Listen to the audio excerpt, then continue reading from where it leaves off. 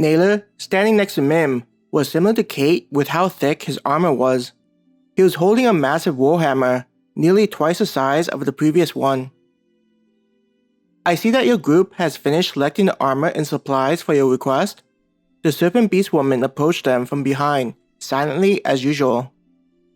I hope that there was no issue with the items we prepared for you. Peter grinned at the Beast woman as he placed a hand on his plated and leather armor. Actually, the variety that we could choose from was great. I was able to find something that I think will match well with the request. It was also great to get enough weapons to attach to our packs, in case something were to happen to them, he said appreciatively.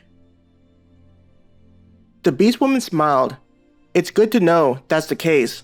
We tried to estimate how each of you would fight based on our reports.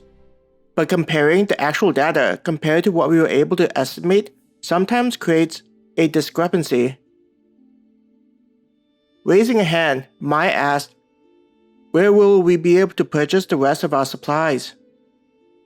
Smiling, the guild worker said, "You'll be able to purchase them in the usual place. From what we calculated, the items that are available on the level the marketplace is on are sufficient."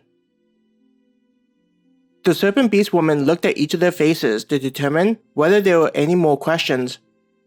If there are other concerns you have, feel free to bring them up to any of the workers. This also applies to other branches of the Adventurers Guild while you're on your request. She smiled warmly. She then motioned for them to follow her.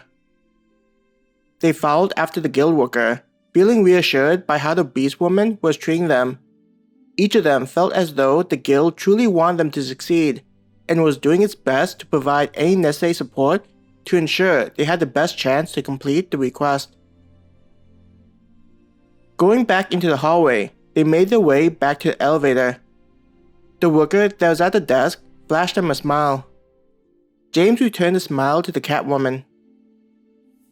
The Serpent Beast woman had already pressed the button, and the door slid open, ready for them to head to the marketplace inside of the guild. This time, when the Serpent woman pressed the button, James knew where they were going.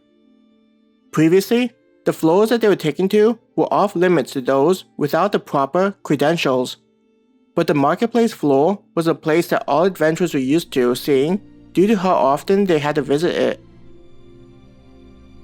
Before any requests were started, adventurers would typically visit the marketplace to find items that they would need. It wasn't long before they saw the familiar floor, which was filled with adventurers going about their day, getting ready for the request they picked. Seeing the elevator opened, the one that was limited to only guild workers, a few adventurers couldn't help but have their mouths opened in surprise. James and everyone stepped out of the elevator. When he noticed that the Serpent Beast woman didn't step out with them, James turned to look at her. "This is where my duties end. I must return to the branch manager's floor," the guild worker said as she bowed to them. "I truly wish you all success in your mission and look forward to hearing good news." The door slid shut, taking the worker back to the top floor. "Well, that was an experience," Adam said with a grin on his face.